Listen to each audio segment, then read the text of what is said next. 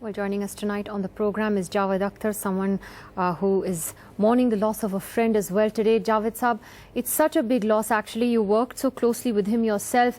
In so many ways, it's actually hard to describe what his loss means for music, isn't it? Yes, it is. It is a big loss. And with Jagjit, an era has come to an end. I think he was the last stalwart of ghazal singing in the subcontinent, and it's so sad. It's so sad. I remember I had heard his voice for the first time in late 70s when he had given his first music album, and I remember the very first number of that very first album was "Baat niklegi to phir dur tarak jayegi," and it did. It was so prophetic. It did. For 40 years, he remained an extremely popular composer, popular singer. And you know, trends come and trends go in 40 years. Music has really changed so much. But in this changing time, there are very, very few artists who remain loyal to their genre and their form and their tradition.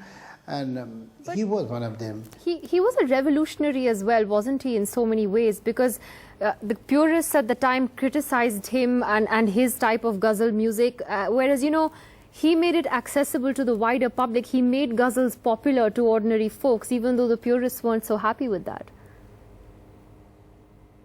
Yes, that's true. And as a matter of fact, we keep on guessing and discussing and trying to understand what is charisma. And perhaps nobody has been able to come up with a perfect definition. But there was something charismatic about his voice. His voice was charisma. And it has certain quality that it would win over people who don't even understand the language. In music, they say, "Iski awaaz mein chain hai, sukoon hai." When you hear his voice or her voice, you feel a kind of a solace, peace. That was the quality in his voice, that it would put a balm on your wounded sensibilities and senses. And tell us finally, Javed Saab, about your own experience of working with him. Like I said, you worked so closely with him over the years, even after the tragic death of his son, who was just 18 when he died. And many say that some of his best work came after that through tragedy and grief. What was your own experience of working with him?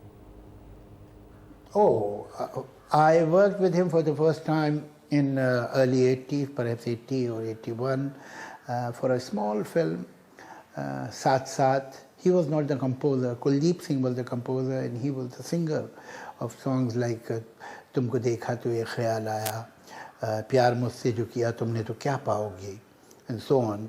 And it was a very small film, but the songs became extremely popular. Even today, people remember those songs. Then, during this period, last 2 decades, we did 2 albums, Soz and Silsile. Besides that, we collaborated in many programs. As a matter of fact, the morning he got this attack, just a day before that, he had called me, and we were planning. There was some event management company.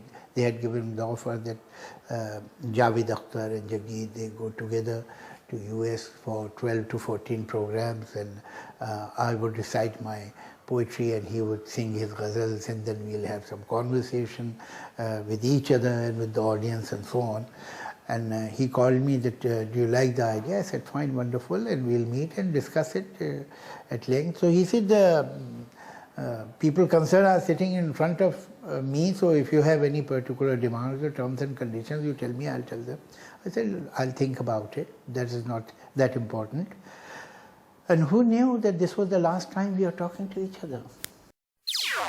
NDTV's cricket app, Android and iPhone, fastest scorecard, special analysis, and much more.